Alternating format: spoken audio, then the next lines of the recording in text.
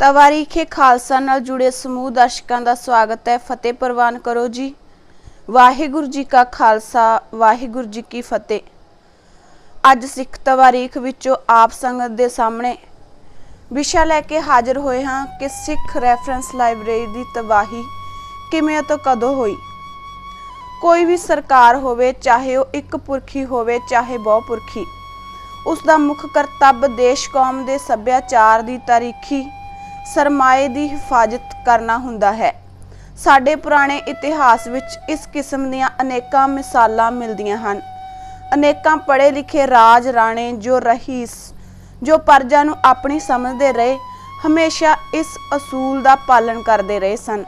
मिसाल जदों सिख राज की प्राप्ति निमित्त जदों शुकर चकीए सरदार महा सिंह ने गुजरां वालियों रसूल नगर के चट्ठे मुसलमान सरदार उत्ते हमला कर दिता तां उसनूं कृत दे अलूफे वजों इस्लाम दे माणयोग पैगंबर हजरत मुहम्मद साहब दीआं पवित्र यादगारी चीज़ां मिलियां जो ये सन।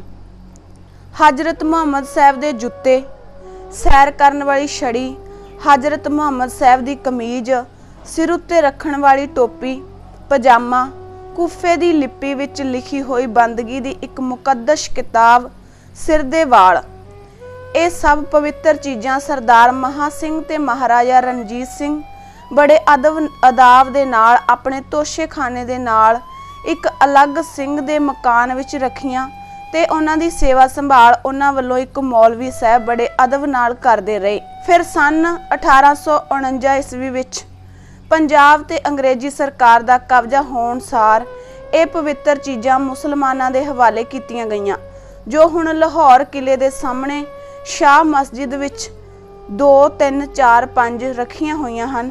इस तो इलावा सन 1824 ईस्वी विच जद इलाका पेशावर उत्ते चढ़ाई कीती तां उत्थे रस्ते मिंचनी दे एक फकीर दी दरगाह नूं जिथे कि उसकी बड़ी भारी लाइब्रेरी कायम की हुई सी, इस हमले विच पूरी तरह बचा के रखिया ते उस फकीर नूं चोखा दान सन्मान दे के वो अदुੱਤੀ इस्लामिक लाइब्रेरी बड़ी हिफाजत नाल लाहौर लियांदी गई, जिथे कि वो सिख राज दे अंतले दिनां विच रही ते अंग्रेज सरकार दे कब्जे विच चली गई। मेरा एक कथन तो भाव यह है कि ना तो सिख राज समय ते ना ही अंग्रेजी राज समय किसी भी सार्वजनिक लाइब्रेरी नूं कोई नुकसान पुजा, संगों हरेक पुस्तकालय दी हर मुश्किल तरीका वरत के पूरी संभाल हुंदी रही। पर हुण देश की आज़ादी पिछों साडी अपनी ही हुकूमत वालों 4 तो 7 जून सन 1984 के श्री दरबार साहब कंपलैक्स अमृतसर उत्ते होए फौजी हमले समय एक नवीन मिसाल साडे सामने आई है। किसी गुप्त साजिश के अधीन साडी अदुੱਤੀ सिख रैफरेंस लाइब्रेरी श्रोमणी अकाली दल तो श्रोमणी गुरुद्वारा प्रबंधक कमेटी अमृतसर के बहुमूल्य तारीखी रिकॉर्ड अन्नेवाह बंब मार के उड़ा दिते गए सन। इस बारे जिन्ना भी अफसोस किया जाए उन्ना ही थोड़ा है। श्रोमणी अकाली दल ते श्रोमणी गुरुद्वारा प्रबंधक कमेटी दे इन्हां हथ लिखत दे टाइप शुदा कीमती रिकॉर्ड जो बड़े सुहज नाल ਵੱਖੋ-ਵੱਖ बस्तियां विच क्रमवार लपेटे हुए सन 24 नवंबर 1920 तो लैके 1984 के मई के महीने तक सन। इन्हां दे नाल श्रोमणी अकाली दल ते कमेटी जरनल कार्रवाइयां दे हथ लिखे रजिस्टर भी सन। अदुੱਤੀ सिख रैफरेंस लाइब्रेरी जो फौजी हमले कारण समुचे रूप विच खत्म हो चुकी है नूं सिख रहत ते इतिहास बारे खोज के पक्ष तो 2 हिस्सों में वंडिया जा सकता है। पहला हिस्सा श्री गुरु ग्रंथ साहब ते 10वें ग्रंथ दियां पवित्र हथ लिखत बीड़ां दा, जिस विच 1500 दुर्लभ हथ लिखत नुस्खे पंजाबी गुरमुखी दे लिखण ढंग दे सदीवार उत्तम तो उत्तम वक्खो वक्खरे नमूने पेश करते हैं। दूजा हिस्सा 1500 के लगभग गुरमुखी पंजाबी उर्दू फारसी अरबी ते तिब्बती जुबान दे अनुपम ग्रंथ जिन्हां दी मनोहर जही याद सिख विद्वानां दे दिलां विच अजे भी बनी हुई है। सिख श्री गुरु ग्रंथ साहब दियां अनुपम बीड़ां विच श्री आद ग्रंथ जी दी करतारपुरी बीड़ दे कुछ अनुपम उतारे उन्हां दे नाल ही मंगट वाली खाली बीड़ दियां सन।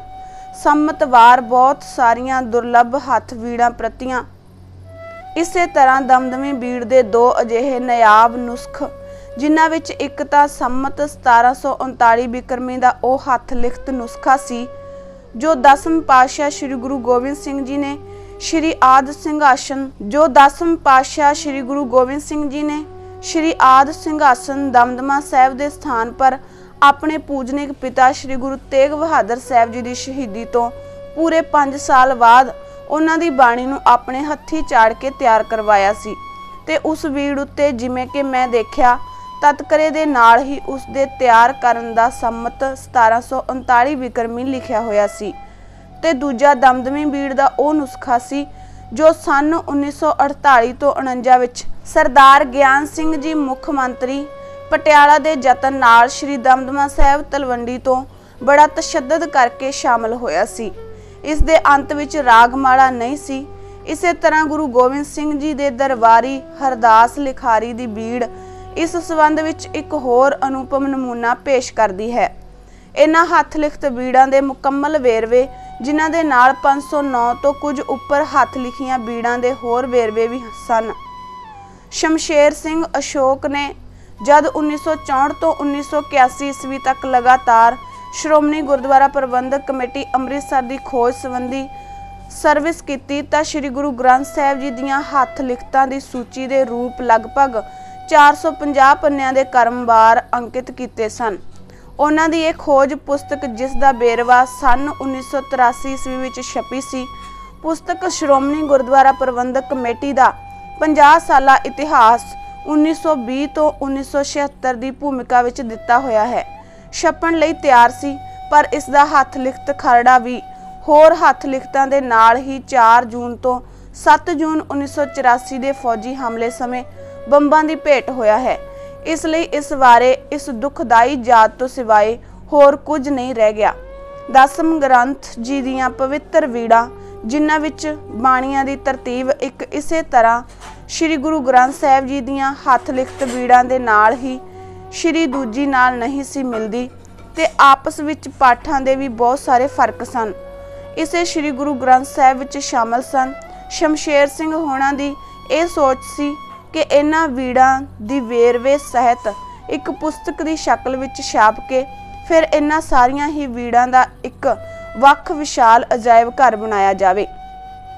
ਸ਼੍ਰੋਮਣੀ ਗੁਰਦੁਆਰਾ ਪ੍ਰਬੰਧਕ ਕਮੇਟੀ ਦੇ ਟੌੜਾ ਸਾਹਿਬ ਵੀ ਇਸ ਹੱਥ ਲਿਖਤ ਸਰਮਾਏ ਦੀ ਸਦੀਵੀ ਰਖਵਾਲੀ ਬਾਰੇ ਵੀ ਕੁਝ ਉਸਾਰੂ ਤਜਵੀਜ਼ਾਂ ਸੋਚ ਰਹੇ ਸਨ ਕਿ ਉੱਪਰੋਂ ਚਾਣਚੱਕ ਸ਼੍ਰੀ ਦਰਬਾਰ ਸਾਹਿਬ ਕੰਪਲੈਕਸ ਉੱਤੇ ਫੌਜੀ ਹਮਲੇ ਦਾ ਅਜਿਹਾ ਝੱਖੜ ਝੁੱਲਿਆ ਜਿਸ ਵਿੱਚ ਇਹ ਸਾਰੀਆਂ ਤਜਵੀਜ਼ਾਂ ਅਧਵਾਟੇ ਹੀ ਰਹਿ ਗਈਆਂ। ਸੋ ਜੂਨ 84 ਦੀ ਕਾਲ ਹਨੇਰੀ ਚੋਂ ਸਾਡੇ ਅਮੀਰ ਕਿਤਾਬ ਘਰ 'ਚ ਜੋ ਸਾੜਿਆ ਗਿਆ ਉਸ ਦਾ ਵੇਰਵਾ ਇਕੱਠਾ ਕਰਨਾ ਚਾਹੀਦਾ ਹੈ, ਕਿਉਂਕਿ ਸਾਡੇ ਬੱਚਿਆਂ ਨੂੰ ਪਤਾ ਹੋਣਾ ਚਾਹੀਦਾ ਹੈ ਕਿ ਸਾਡੇ ਕਿਹੜੇ-ਕਿਹੜੇ ਗ੍ਰੰਥ, ਇਤਿਹਾਸਕ ਪੁਸਤਕਾਂ, ਰਸਾਲੇ ਆਦਿਕ ਸਾੜੇ ਗਏ ਹਨ, ਸਾਨੂੰ ਪਤਾ ਲੱਗੇ। ਵਾਹਿਗੁਰੂ ਜੀ ਕਾ ਖਾਲਸਾ, ਵਾਹਿਗੁਰੂ ਜੀ ਕੀ ਫਤਿਹ।